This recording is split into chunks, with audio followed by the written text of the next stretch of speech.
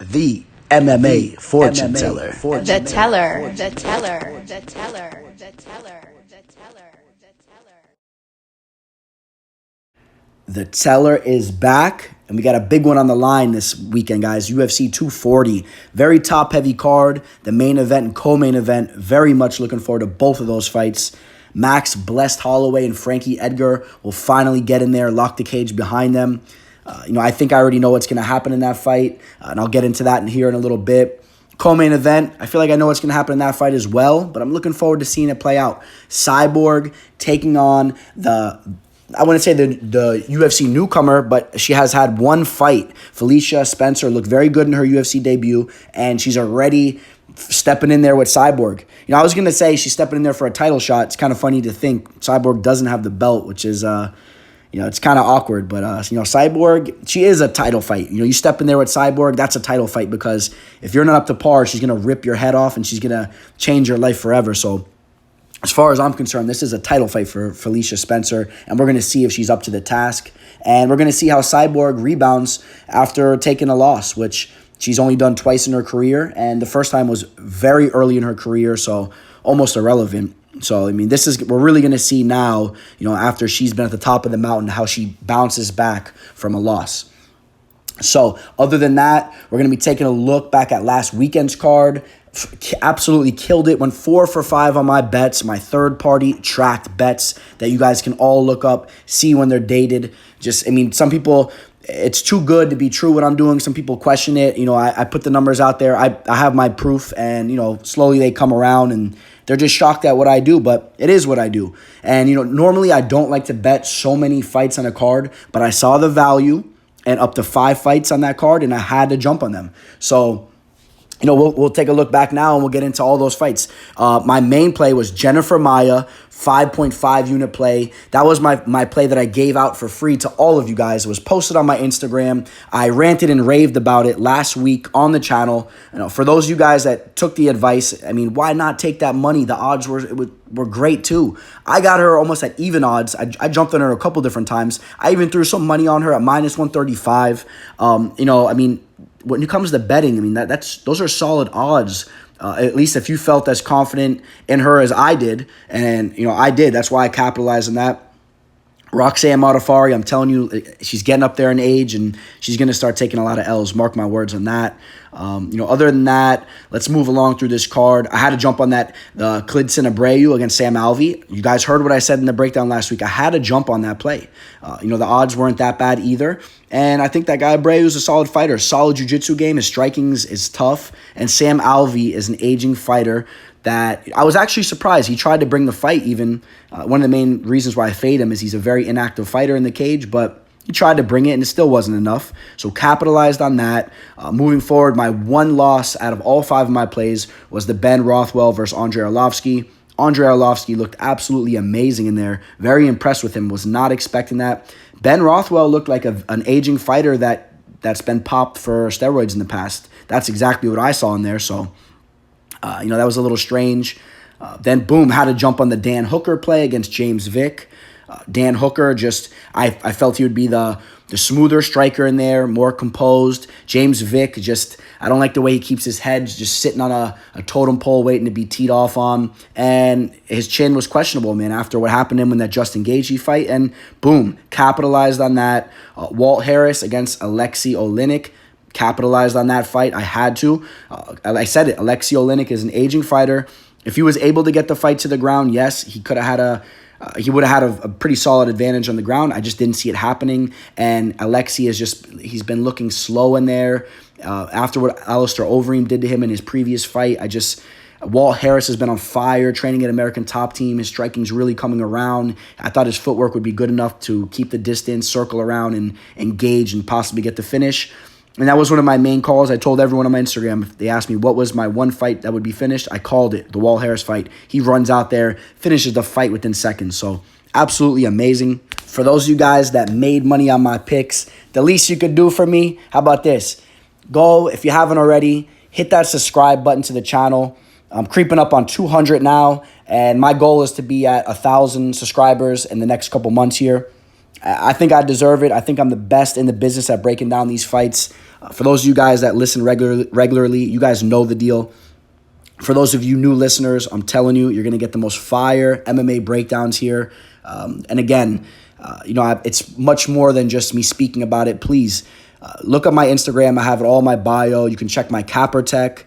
You can check all my picks. They're all third-party tracked. I want you guys to see what I'm playing, okay? And if you guys want, you can purchase my picks beforehand, all of my picks, and profit with me.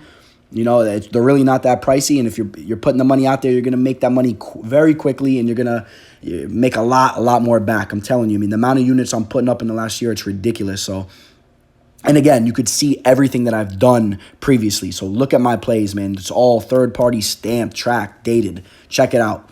So, all right, other than that, man, I guess we'll begin to move forward to UFC 240. In the first fight of the evening, we got the big boys throwing down. Giacomo Lemos taking on Tanner Boser, 2 UFC debuters. We got the Brazilian taking on the Canadian. This guy, Giacomo Lemos, 6'3", 255 pounds. He's a big boy. He's 30 years old, right in the middle, midst of his prime. 6-0 undefeated. But don't let that all confuse you, because I have not liked what I've seen on tape from this guy. And he is, I believe, a black belt in Brazilian Jiu-Jitsu. He likes to go by the name the Brazilian Viking, and I get it. I mean, he's a very intimidating-looking guy. But from the stuff I've seen on tape, man, it was not very appealing. His striking was not up to par whatsoever. Very wide strikes, just flailing his arms, easily avoidable.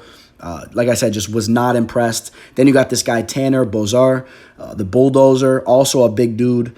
This guy, 16-5-1, solid resume. He's been locked in the cage before with some solid fighters. He's won one and lost one in 2 fights against Tim Hague, rest in peace, a former UFC fighter. He's fought in ACB, so he's been in front of the big crowds before over in Russia and whatnot. And if you look at the way he throws his hands, that's the main thing I want you to take into consideration in this fight. This guy actually knows what he's doing. He knows how to throw solid strikes with his hands. If this fight takes place in the feet, I expect Tanner to outpoint him, maybe finish Giacomo. So as far as on the feet goes, here's the thing.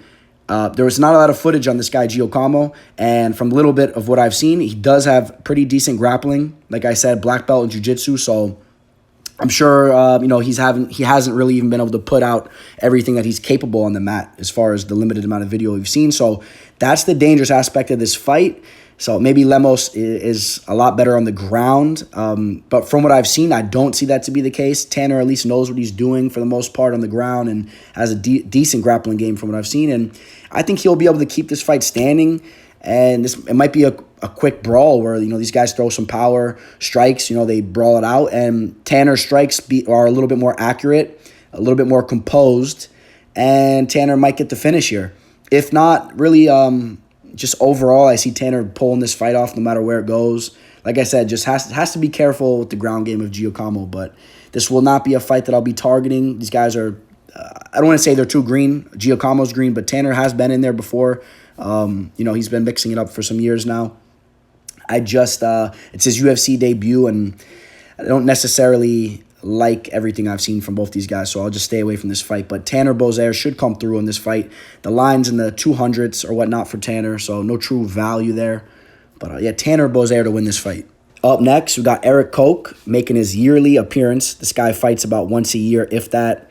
He's taking on Kyle Stewart here. Kyle Guns Up Stewart, the Marine Corps guy. Who fought on Dana White's Contender Series, had the TKO on that show. We'll get into that here in a second. First, I want to go a little bit more on Erik Koch. This is a guy that I've been watching fight for a long time. He was in WEC when he was a young buck. The Rufus Sport product has flashes of very good striking. He can finish the fight, beautiful head kicks, has a jiu-jitsu game to go with it. This was a guy that, the sky was the limit with him years ago. Really just not sure what the deal with this guy is. He barely ever fights. Like I said, he fights about once a year. He's only 30 years old still, which is kind of crazy to think. This was a guy back in the day that was knocking out guys like Junior Assunção, beautiful head kicks, TKOing guys like Francisco Rivera, tough fighter back in the day. And he was well-rounded, and he was kind of an interesting fella. This was the guy, he was a very pale guy. He used to have the bald, shaved head. And all of a sudden, he started doing this weird thing where he was doing this fake tan. He was all fake tanned up and shit. It was kind of weird. Now he grew the hair out and he's all tatted up. And just an interesting fellow, to say the least. And the key thing is, I don't know why this guy fights just very, very rarely. It's kind of weird. But I do understand why the UFC has kept him around. Like I said, this guy did show promise at one point in time. He's still an interesting guy to watch in there. He can, he could stop the fight with a flashy head kick or whatnot at any point in time, and he looks very interesting. Then you got a guy like Kyle Stewart, who's just meat and potatoes, Marine Corps fucking fighter.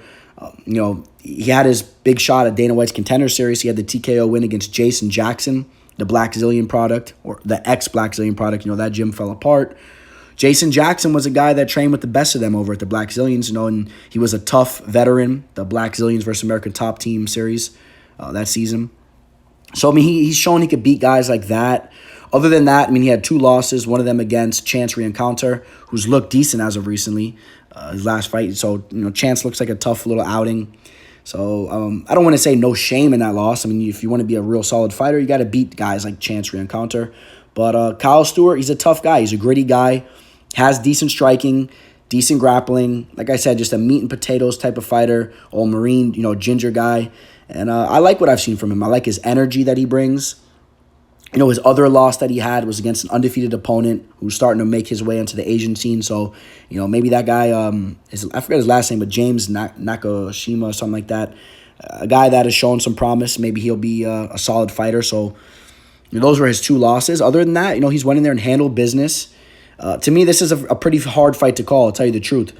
Eric Koch, as of recently lost to guys like Clay Guida, he let Clay Guida just completely go in there, manhandle him, just bully him. I didn't like the way Eric Koch looked. It looked like something was wrong with him in that fight, backpedaling, not using his striking the way he should have. He should have kept his distance and circled around Guida and should have been able to tee off on the feet. So, was not impressed with him in that fight. And honestly, that fight, let alone, is the fight that's really making me want to stay away from Eric Koch in this position. It really is. Eric Koch lost to Bobby Green as well. Bobby Green's a very solid fighter. Bobby Green outclassed him in there. But, that Clay Guida fight is just a red flag for me. And the fact that he fights so rarely, I just feel like something's going on with this guy. Not sure what it is. Maybe he's injury prone. And Kyle Stewart is just a tough, solid guy. And I think that it's a very close fight, but I'm going to edge Kyle Stewart. I think this guy, being an ex-Marine and just being a mentally tough guy, I think he's going to come in there, and I think his mentality will help give him the win in this fight. Eric Koch is a guy that maybe has shown some mental weaknesses. So Kyle Stewart to get the W.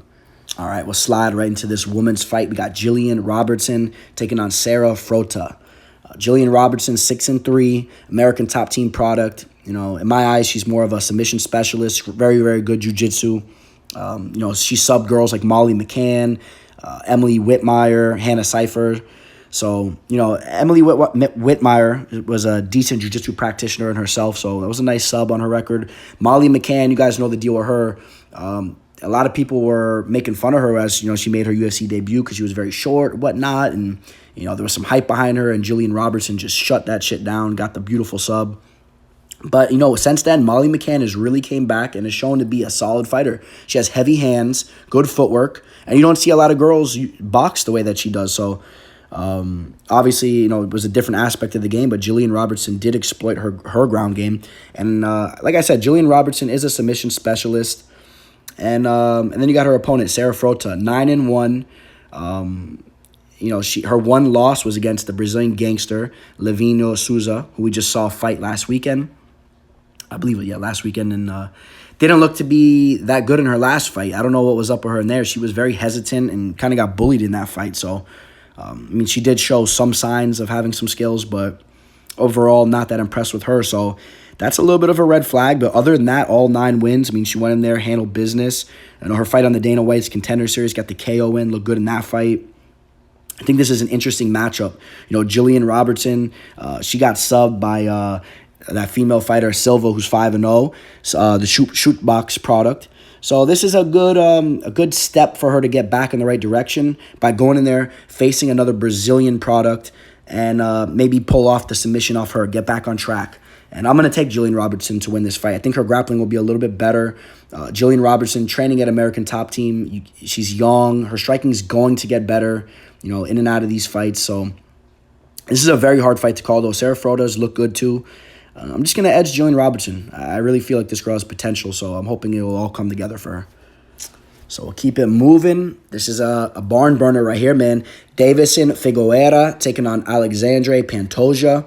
This guy, Deiveson Figueroa, man, 15-1. Coming off a tough loss, but to a very solid fighter, man. Jussier Formiga. That guy does not play around. That guy's jiu-jitsu is sick. So, he showed, some weaknesses in Deiveson's game.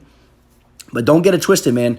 Deiveson is a Brazilian guy, has decent jiu-jitsu, but he's in there to finish you. I mean, this is the guy. He goes in there, man. He throws fucking power in his hands. He goes in there to lay you out, finish you. He'll throw fucking knees at your head kicks, all that type of shit. And he has a lot of power behind him for his size. So, I mean, that's his game. Then you got Alexandre Pantoja, 21-3. This guy is initially a Brazilian jiu-jitsu specialist. Very good jiu-jitsu, but his striking has just really, really came around as of recently, coming off a TKO win against Wilson Hayes. Wilson Hayes, very solid fighter. Pantoja, 29 years old. This guy is creeping into his prime and really, really, like I said, man, just his striking is really coming around to even up with his jiu-jitsu game. So, I mean, this is it's a very tough fight, though, because both of these guys are very promising, very solid fighters. I've been back and forth on this. I was high on Figueroa, as he made his UFC debut in his last couple fights. And like I said, no real shame in losing to Jussier Formiga in the way that he did. But you have to wonder, is Pantoja going to exploit his jiu-jitsu game the same way that Formiga did? Like I said, Pantoja has an excellent jiu-jitsu game. So that was the deciding factor for me. I feel like Pantoja's jiu-jitsu game can come into handy. And if it stays in the feet, I'll tell you what, man. Pantoja's striking is very crisp. And the form is very, very proper. He keeps his elbows tucked in very tight. I love the way his striking has been coming around. So I think he'll hold his own in the feet. And the jiu-jitsu game will probably be what separates them. But again, Deiveson Figueroa is a guy that can really stop anybody in there. So don't be shocked if Figueroa lands a nasty strike and is able to follow it up and finish. So you got to be careful with that. This is a fight I'm really not eyeing so much as far as action goes. I think it's a little bit of a dangerous fight, but I'm going to take Pantoja to win this fight. So this next fight is quite interesting to me. We got Gavin Tucker making his return to the octagon after a 2-year layoff after he was absolutely brutalized by Rick Glenn. It was just disgusting in there. It was one of those types of fights where the guy just couldn't really put him away. Didn't have that one-shot power just to finish him, but just absolutely brutalized him and just pitter-pattered his brain. Rick the Gladiator Glenn, that was probably the best outing that Rick's ever had in his career. So props to Rick Glenn in that fight. But, Gavin Tucker, man, his fucking brain, I don't know, man. We're going to see how he rebounds after a 2-year layoff. He's taking on Sung Woo Choi in this fight. Sung Woo Choi, 7-2. He lost his UFC debut against Movsar Evloev. That guy is a blue chip prospect, in my opinion. That guy is super solid. Very, very good grappling. He was undersized in that fight and was still just tossing Sung Woo around.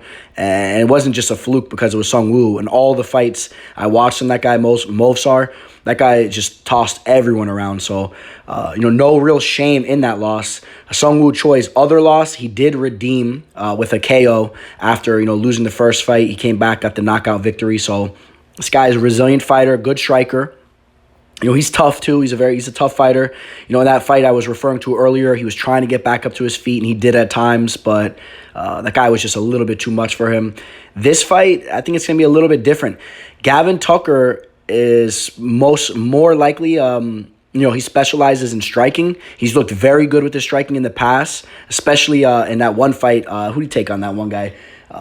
What's his name? Sam Cecilia. They call him Sam Page. He absolutely outclassed Sam Cecilia in his UFC debut. So this guy, Gavin Tucker, man, when he's really running on all cylinders, this guy definitely has some solid striking. So this fight might be a fight that takes place in the feet and could be very entertaining. Gavin Tucker does have a lot of submissions on his resume too, though. So this guy can pull off some subs. And I think if he rebounds and gets his career going to the trajectory that it was supposed to, if he, let his brain heal and whatnot, and he still has his confidence in there, this is a fight that Gavin Tucker is going to come in and he's going to take. I really feel that. If by any means that last fight just took a toll on him and he doesn't have the same confidence and he hesitates, I could see this guy Sungwoo Choi trying to do something similar that Rick did and just really just bring in the fight and just taking his soul from him and just keep teeing off on him. But I don't favor that to happen. I'm going to take Gavin Tucker here. I'll let you guys know right now. I like this guy, Gavin Tucker, and I'm going to be a believer that he's going to be able to get the trains back on the track, get things moving. It's a shame because he's already 33 years old. He only had those 2 fights in the UFC. This was a guy, at one point in time, I was really, really excited to see where his career was going to go. And he was 31 entering his last fight against Rick Glenn, and that just derailed the whole train, man. So, like I said, let's see if he can put him back on the tracks. At this stage of the game, at where his age is, I don't know what the height of his career really can be, but I definitely think that his career should be on track to go in there and possibly even finish a guy like Sungwoo Choi. So, I'm going to take Gavin Tucker, and I hope he comes out there and he styles on this guy. And let me throw this in there too. A lot of money's been coming in on Sungwoo Choi. So you can get Gavin Tucker at pretty good odds right now. I think I've seen it as low as like minus 135, 140. Initially, it was up around 185. So there's some possible value here too. If you're a believer, you get that insight that Gavin's, he's good to go. He's confident. I think there's some value on Gavin Tucker here to get this W. Up next, we got another one. Just like the previous fight, all these fights, it goes back to what I said in the beginning of this breakdown. Not the biggest of names, but these guys, they're going to bring it. These are all going to be exciting fights, I'm telling you guys. We got this fight here. Hakeem Dawodu taking on Yoshihiro Hori. This is going to be a stand-up battle. Hakeem, he comes in there. This guy has power. He's a very good striker. Nasty leg kicks. He'll brutalize guys' legs. His lone loss was in the UFC against Danny Henry. That was a tricky fight, man. Danny caught him, rocked him, wrapped up the neck, got the submission. It was kind of a tricky fight. Maybe if they ran that back, it might have played out differently. Hakeem could easily maybe be a 10-0 fighter right now, undefeated. His striking is very, very much up to par. Then you got this Japanese fighter making his debut. And this guy, he's only 24 years old. He's 8-1. There's not a lot of tape on him, so I don't want to rant and rave about what I've seen from this guy on tape. There's not too much tape out there. From what I've seen and from the insight I've been able to find out about this guy, he's known for his striking. This guy has very quick hands, and he's a finisher. He steps in there to finish you. So, this is a tricky fight. The same way I talked about how Danny Henry caught Hakeem. I guess there obviously is holes in Hakeem's striking as far as his defense goes. So I wouldn't be shocked here if this newcomer comes in and tags him and is able to do something in that regard. But you have to lean Hakeem heavy. Might not be a fight that you want to bet on, but you got to assume that Hakeem's going to come in there. The young Japanese fighter is going to get brutalized by a guy like Hakeem in his hometown in Canada. The crowd will be raving and backing up Hakeem in this fight. And I think that he'll have the strength and the power if he wants to push him up against the cage and just control where this fight goes. I could see a finish happening. I could see a finish happening for Hakeem Dawodu. So definitely would take him in this fight. Not necessarily a fight that I'm looking to parlay or do anything with, because like I said, this guy, Yoshihiro, is a very dangerous striker from what I've seen and from what I've been able to gather. We got another women's mixed martial arts fight on the card here. We got Viviane Araujo taking on Alexis Davis. The crafty veteran Alexis Davis fighting in her hometown here in Canada. There in Canada. 34 years old, 19-9. If you look at the girls that she's lost to in the last, 8 or 9 fights that she's been in, they're two notable opponents. Jennifer Maia, Caitlin Chookagian, Sarah McMahon back in the day, the Olympian. Ronda Rousey, that was back when she was, in her prime and she was the real deal. So, she's beat girls like Liz Carmouche, Sarah Kaufman, Jessica Ai. So, she stepped in there. She's handled girls. I believe she's a Brazilian Jiu-Jitsu black belt. Very crafty. They call her the alligator for a reason. She can grab a hold of you, control you on the ground. But she's taken... she's fighting a girl here, Viviane Araujo, 7-1. Her one lone loss was to Sarah Frota. You guys know about Sarah Frota. We talked about her earlier. She's a solid fighter, so... And, Vivianne's coming off a nice solid KO win against Talitza Bernardo, which, that fight might set a precedent for this fight. Bernardo is a similar fighter to Alexis Davis, more of a grappler type fighter, grappler-based fighter. And, Vivianne handled work, got the finish. She's a little bit younger than Alexis, excuse me. I think this is Vivianne's fight to win. You gotta assume that Alexis definitely going to have the hometown advantage. So, the crowd's going to be going for her. She's a pioneer as far as the Canadian mixed martial arts games goes. One of the OGs, especially as far as the women go. So they will be rooting for her like crazy. So Vivianne has to come out there and really step up and handle this fight, because if she keeps this fight close, the judges can definitely rob her in this spot right here.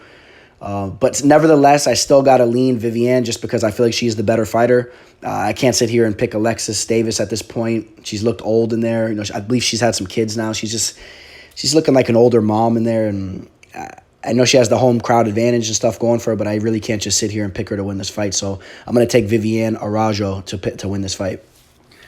Up next, another one of those fights. Again, Marc-Andre Barriault, or Barriault, however you want to pronounce that, versus Krzysztof Jotko. Krzysztof Jotko, you guys know the deal with him, man. Just posted a picture on my IG a couple weeks ago. I was watching the fights with him a few weeks back, and we were actually talking about this fight here.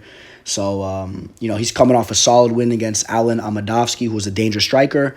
Krzysztof completely neutralized him. I think this is a similar type of fight. Marc-Andre is a very dangerous fighter on the feet.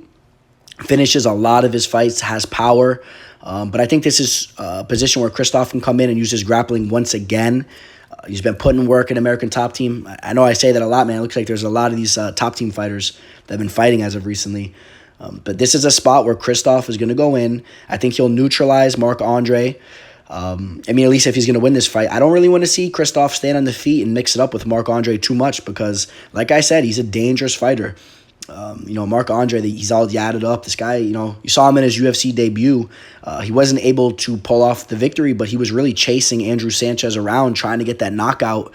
He tagged him a few times, but Andrew Sanchez was able to get him down to the mat, control him, and steal that win. So, that was a fight that I believe that was in his hometown as well. So, it didn't really make a difference in that fight. I don't really think it'll make a difference in this fight. Krzysztof has been very professional, After he went on that little 3-fight skid where he lost those fights, all against the solid opponents, by the way, Brad Tavares, Uriah Hall, David Branch. He seems to be taking things very serious. He knows what this game consists of. So, when I saw him, he looked to be in great shape. He wasn't drinking shit. He was at the bar. He wasn't drinking alcohol, nothing like that. So, just macking with the ladies and shit.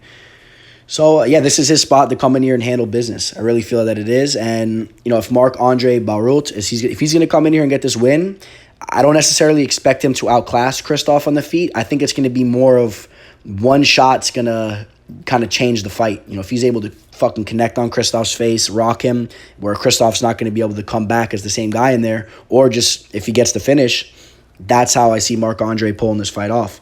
If the fight just plays out 15 minutes, for the long run, I think Krzysztof will outclass him. He's just really putting things together, and he's training with top-notch guys, and he's a true stud. He really is. So Krzysztof Jotko to handle business in there. Up next, Arman Tsarukyan taking on Olivier Aubin-Mercier. I really don't got nothing else to say about this fight. For those of you guys that haven't seen it already, I put a video out, in-person video, breaking down this fight. And I did that for a special reason. So, like I said, the video is already out there. So if you guys could, just go check that other video out. Broke it down very much in depth. And definitely want to see it. There's a reason why I did that. So keep it moving. Up next, we got Jeff Neal taking on Niko the Hybrid Price. Oh, this fight's tricky, man, because this guy, Jeff Neal, a lot of people are high on him. And I understand why. Ever since his debut on the Dana White's Contender Series, got the TKO, won 3 more fights in the UFC since then. Basically killed fucking Frank Camacho with that head kick. It was nasty. Jeff Neal's striking is on point.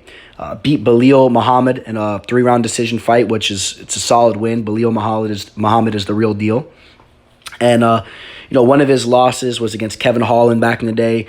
Kevin Holland's a very unorthodox, tricky guy in there. So, you could see how something like that would happen. Niko Price is kind of similar in that fashion. He's a little bit unpredictable, and he's very dangerous, man. Niko Price is a guy that's finished guys off his back. Like in the Randy Brown fight, he's on his back, finished him with hammer fist, laying on his back, man. It was ridiculous. Nico Price has a good jiu-jitsu game. And he's a dog, man. Nico Price is a guy, he starts off slow, and then he finishes very well. And this is a guy, I can list some of his victories that he was losing in these fights, and he came back and won. I mean, George Sullivan, believe it or not, it's kind of sad to say that, but George Sullivan was kind of winning that fight. Nico Price pulled off the submission. Randy Brown was pretty much winning that fight before he finished him. Tim Means, it was a short fight, but Tim Means would have pieced him apart and destroyed him in there, and he was, outstriking him until he got caught. The Alan Jouban fight, he was losing until he pulled it off. This guy, he definitely has like an X factor when he's fighting. He's dangerous. He's a slow starter, and he doesn't get discouraged. If he's losing the fight, he's still going to keep pressing forward and try to get that finish. Nevertheless, I can't sit here and pick Nico Price in the spot. I got to go with Jeff Neal. This guy, to me, he's just very polished up. His striking's very well. His ground game's solid. He's good at stuffing takedowns, and his striking's just more crisp. I think he's going to be more composed in there, and I got to lean Jeff Neal. And especially the way that all those other fighters I listed, how they were dominating, I can't pick the guy that I got to pray that he's getting picked apart and pulls off something crazy. I got to go with Jeff Neal overall to win this fight. As far as betting goes, though, it might be a fight you wouldn't avoid because the line's high, and Nico Price is a dangerous fighter. All right, we got the co-main event of the evening. We got Cyborg, who's 20-2, taking on Felicia Spencer, who's 7-0. She had her one lone appearance in the UFC, and she pulled off the submission. Looked very good in there. Cyborg, man. Whew. She's coming off a nasty, brutal loss to Amanda Nunes, who is the best women's fighter to ever do it. It was a brawl. I think Cyborg made a horrible decision to engage in that manner. She should have took her time. I feel like she would have slowly picked Amanda apart. But, she's a tough chick, man. She got tagged, and she tried to hit Amanda back after she got hit, and she should have took a step back and composed herself. You got Felicia Spencer. In my opinion, she's more of a submission fighter. Majority of her wins come by sub. She's a thick girl, with good grappling, and striking's okay. But, here's the thing. This is a humongous step up in competition, Felicia Spencer, she submitted Megan Anderson. Megan Anderson was a girl that made Holly Holm look like Khabib. Take that into consideration. So, Felicia was able to get a hold of her and, pull off the sub. But Cyborg she's a fucking amazing fighter. Not only is her striking excellent, people underestimate her jiu-jitsu game. Her jiu-jitsu game is very, very good. So I think Felicia Spencer's going to be in big trouble here. This is a big step up, and I don't think she's ready for it. And another thing, if you're not ready for it, it's one thing to go in there and lose, but Cyborg will fuck you up. So, Felicia, she's a cute little girl, but we'll see how that face looks after this fight. So definitely, I think Cyborg is parlayable, but you should have got on it earlier because the line's moving. You know how it's going to be, man. It's going to blow up by the time the fight starts. I had a little bit of action on her mixed with a few things around -600, which to me, there was great value at -600. I think I have her capped more like a -900, to be honest, -800. So, yeah, Cyborg's going to come back here, man, and she's going to redeem herself after that tough loss against Amanda Nunes. All right, we got the main event. Max Blessed Holloway taking on Frankie the Answer Edgar.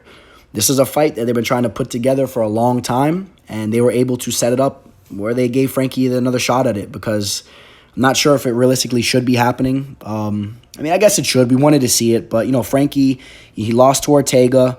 The UFC, he took that fight on short notice when he already had the title shot wrapped up, which was a ballsy thing for him to do. And so they basically gave him a rematch with Cub Swanson, a guy that he already dominated, just as a setup fight to mix this fight up again. So I understand that Frankie wants another shot at the belt, but it's not going to be good for him in here, man. He's losing his chin. He's been through wars. Max Holloway is going to absolutely piece him apart. Max Holloway has some of the most significant strikes, statistics out of any UFC fighter to ever step in the octagon. He's only 27 years old. I don't care about the Dustin Poirier loss. He still was looking like a stud in there. He can eat a shot like no other. Frankie's not going to be able to put him out in the feet. The only way Frankie's going to win this fight is if somehow he's able to exploit Max's wrestling. Max hasn't fought a lot of top wrestlers, but I don't see it. I just don't see it. Max is going to be too athletic in there, and he's just going to piece Frankie apart, and I think it's going to be an early stoppage. I think Max is going to bring the fight to him and get the finish within the second round, for maybe the first, but second, third round at least. Max Holloway, need I fucking list off the guys that this guy's beat, man? Just TKO'd all types of guys. Brian Ortega, fucking Jose Aldo, Anthony Pettis, you name it. So Charles Oliveira, another solid fighter. But you can go through the list, man. I can't. It's too many fighters to even list off right now. You guys, you get what I'm saying. And shout out to Frankie, man, a true OG, a fucking legit Hall of Famer. But it's just not going to happen. And I have a lot of money parlayed with Max. There's a lot of money coming back into my account. This is one of those fights, I don't care what the line is. I don't care if it's a minus 375 when I got it, whatever. I parlayed this with John Jones. Hit that fight already. Got a little parlay with this with the Cyborg. And, for those of you guys that don't like these types of fights, you leave the money on the table. Don't worry about it. The teller will come in and he'll pick that money up because you parlay these fights and you're getting combined odds, whatever it is, minus 200, whatever. These fights like this, man, they hit a lot more than, 1 out of 2 to 1 odds. I think the lines are off in that. I don't see these fighters losing these fights. They're not. So, like I said, pick that money up and, put it in your bank. There we go, guys. We're wrapping up UFC 240. Another solid breakdown. I love giving you guys this fucking fire, man. I love cashing these bets. I love just consistently coming through. And I'll do it again on this card. Watch. You'll see my third-party track plays. I basically gave you guys great insight on what I'm playing. For any of you guys that doubt me, you'll see what time it is. I'll check back in next week, and I will have cashed more bets and have made more money. That's what I do. I'm telling you guys right now. So for those of you guys that are willing to ride this train with me, man, check out my Capper Tech. Links in my Instagram bio. It's the MMAfortuneteller.cappertech.com. And or DM me on Instagram, even better. We could work something out on there. And I'm always willing to give you guys some bets, here and there, whatever insight I can give you. And that's what the teller does, man. So, come make this money with me. I'm telling you guys. Shout out to all the supporters. Thank you for all the new subscribers. And, I'll be checking in with you guys next week. So until then, you guys enjoy the fight. Signing out, the teller. The MMA fortune teller. The teller. The teller. The teller. The teller.